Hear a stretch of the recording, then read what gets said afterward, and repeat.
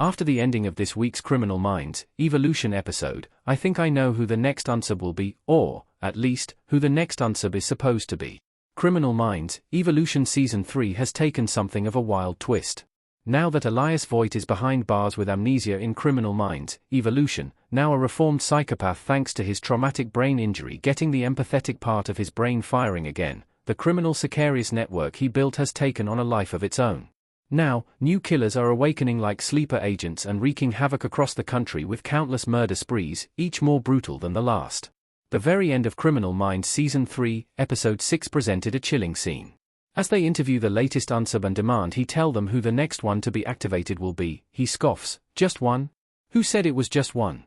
The alarms of the BAU headquarters suddenly start blaring due to a suspicious package being delivered. They cautiously open it to find one of the white Yesotoko masks being used by the newly activated Sicarius network killers, addressed to them, and that's what the episode closes on. It's a tense moment, but it could have revealed a lot more than we realized. Why the new Sicarius network sent the white unsub mask to BAU? It's a message, and a taunt. A masked man in Criminal Minds, Evolution Season 3, Episode 4. There are a few ways to read the intentions behind someone sending the BAU the mask. The easiest way to read it is that it's meant to be a taunt. The mask represents the newly resurrected Sicarius network, and thus, the mask now sitting in the heart of the BAU headquarters is a symbolic message that the new Sicarius, whoever they are, can infiltrate the BAU at any time. All the BAU's fancy failsafes and barriers can't keep Sicarius from getting to them any time they want. At the very least, it suggests how easy it is for Sicarius to play mind games with them. However, I also thought it sent a different message: one of you is the next Sicarius network killer. Read another way, the mask being sent to BAU headquarters could be an implicit instruction for someone to put the mask on, to activate, so to speak. There would be no greater way to infiltrate the BAU than for the next network killer to be activated inside headquarters. Whether it will actually happen or not, reading through the context clues of the episode and even earlier episodes, if any member of the BAU is intended to be the next unsub, it has to be Tyler. Voigt said he recognized a lot of himself in Tyler in the episode. There's a darkness in Tyler that one can't fake. On the surface, that may seem crazy. Tyler, after all, has become a valuable member of the team, finally this season a full-fledged, official member of the BAU after being a vigilante and ally for the first 2 seasons. However, it's not entirely outlandish when one considers Tyler's past and how Voigt himself talks about the newly minted BAU agent in the same episode. As Garcia questioned Voigt on how he separated his inner and outer circles, Voigt revealed exactly why Tyler was allowed to be part of Sicarius' trusted inner circle. There are some things you can't fake. Not even on a platform like that, he says, looking directly at Tyler as he says it. Like? Garcia presses him.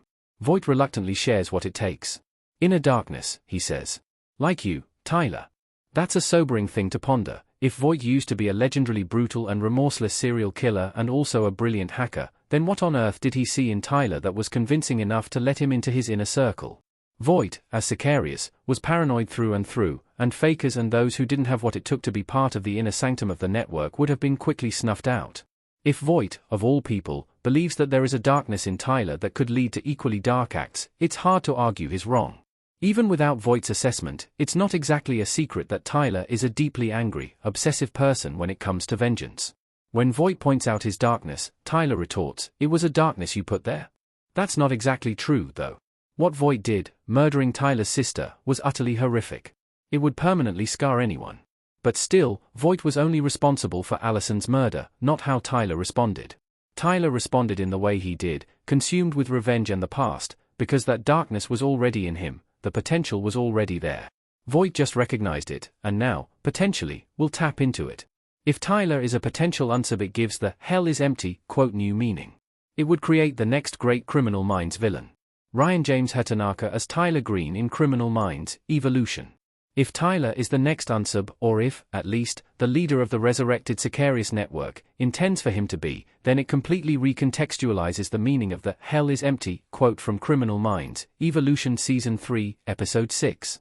The line, "hell is empty and all the devils are here," is from Shakespeare's The Tempest, and it's not meant to depict literal hell.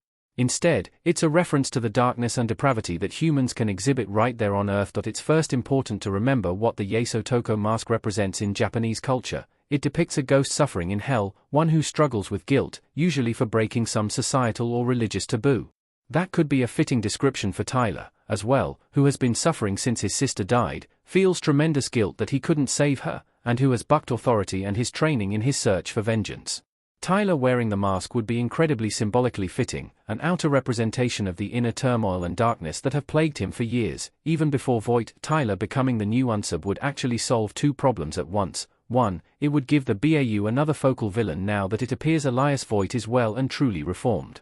2. It's hard to top Voight in terms of the BAU's greatest adversary, but one of their own turning into their next enemy would certainly do the trick.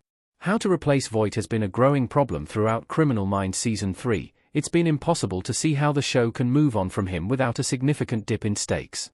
Tyler becoming the next unsub killer from the Sicarius network could launch a storyline that's even more compelling and psychologically complex than Voight's has been over the last 3 seasons.